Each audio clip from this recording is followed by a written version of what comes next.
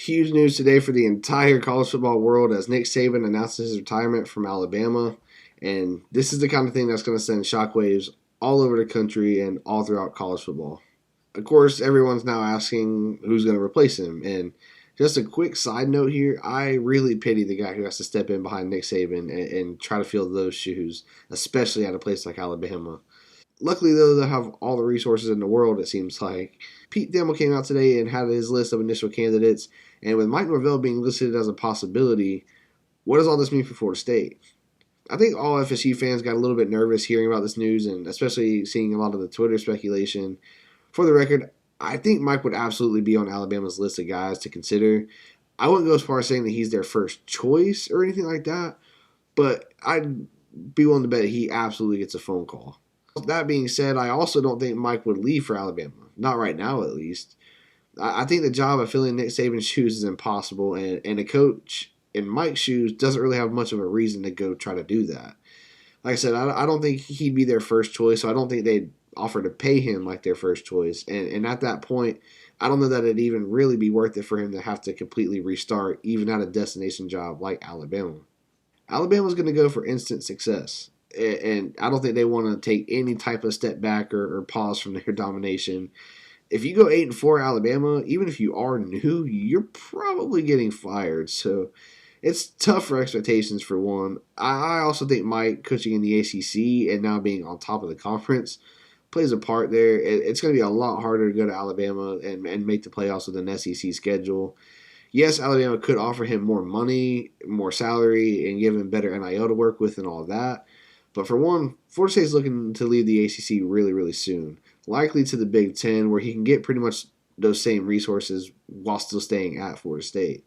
Now, if you really want a reason to worry, I'd look out for a situation where maybe Alabama goes after Steve Sarkisian from Texas. Say they get him. Texas would absolutely want to respond and go for a big-time hire and maintain the kind of trajectory they're on. I think that could get a little bit interesting with Mike Norvell, who is from Texas. So lots of different ways this could go, lots of different dominoes this one could start. I'm not saying this is likely by any means, of course. I don't think Alabama gets Sark at all, but just a thought.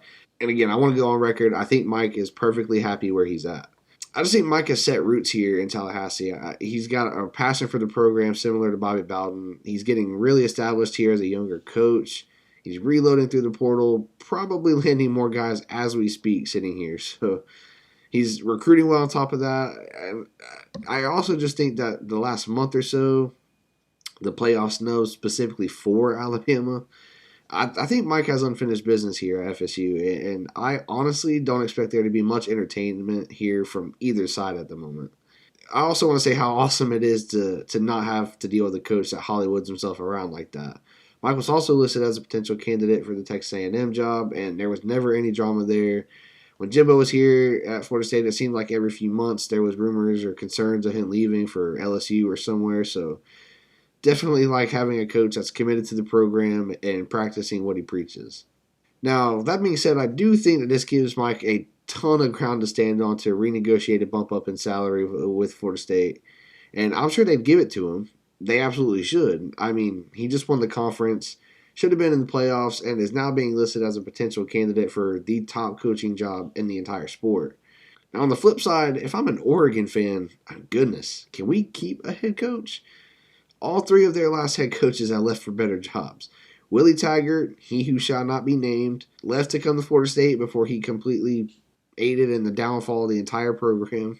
Then Mario Cristobal comes in and leaves for Miami. Now, more than likely, in my opinion, you got Dan Lanning leaving to go to Alabama, and that's just crazy. Rather than worrying about Mike, I think this actually could be a huge positive for Florida State, as both Alabama and whatever team they poach a head coach from, both rosters become available to jump in the portal for the next 30 days. This could end up getting Florida State some low-hanging fruit here in the portal and could even have a pretty big impact on the 2025 recruiting class. So I definitely will keep an eye out there. A crazy day for college football and for Florida State, announcing 2 more big-time additions via the transfer portal. Now this and all the dominoes that are set to fall with it now. I think it all means lots more news is coming for Florida State in the next several days. I'm sure of it. Likely a couple more commitments from the portal, and we'll be here to talk about it all with you guys. But I definitely want to hear your opinion. You think Alabama's a serious threat to poach Mike? If not, then who do you think replaces the GOAT, Nick Saban? Let me know down in the comments below, and let's talk Noles.